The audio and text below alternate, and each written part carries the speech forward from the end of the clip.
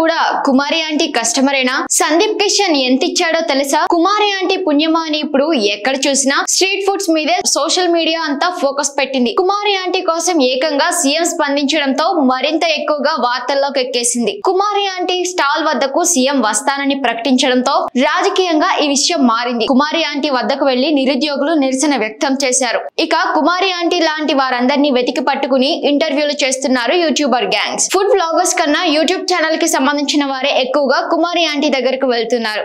ఇక కుమారి aunty stall గురించి ఆ విశేషాల గురించి నెట్టింట్లో ఎక్కువగా సర్చింగ్ జరుగుతోంది.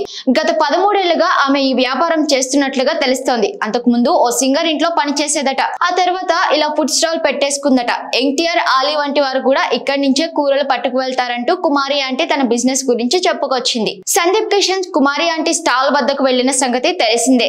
ఊరి పేరు భైరవకోన ప్రమోషన్స్ లో భాగంగా ఆంటీ వద్దకు వెళ్లి ఫుడ్ తిని వచ్చారు. ఇక ఆనాడు ఆమెకు 10,000 చేతిలో పెట్టాడట సందీప్ కిషన్. కుమారి ఆంటీకి వచ్చిన క్రేజ్ తో ఇక ఆమెను బిగ్ బాస్ షోలోకి తీసుకుంటారేమో అని కౌంటర్లు వేశారు కొంతమంది నెటిజన్స్. ఇదే విషయాన్ని సదరు కుమారి ఆంటీని అడిగితే బిగ్ బాస్ అక్కడికి వెళ్లి ఏం చేయాలి, వంటలు వండాలా అని తెలిసి తెలియనట్లుగా అమాయకంగా అనేసింది. బిగ్ బాస్ అక్కడికి వెళ్లి ఏం చేయాలి, వంటలు వండాలా అని తెలిసి తెలియనట్టుగా అమాయకంగా అనేసింది. అంటే బిగ్ బాస్ షో మీద అంత అవగాహన లేదని తెలుస్తోంది. మున్ముందు Kumari aunty Jabardasth, Sridevi drama company stage మీద కనిపించినా ఆశ్చర్యపోవాల్సిన అవసరం లేదని కొందరు నెటిజన్స్ సెటైర్లు వేస్తున్నారు.